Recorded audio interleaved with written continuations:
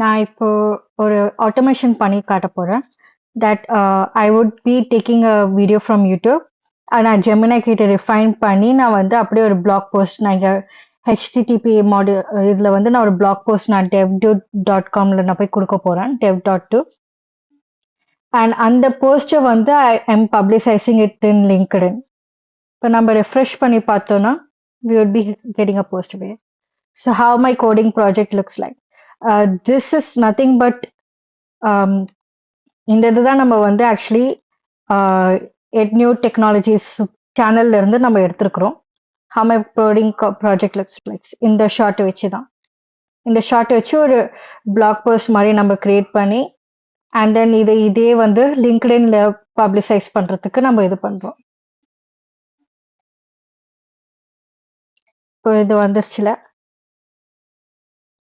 So இதுதான் நம்மளோட LinkedIn இது.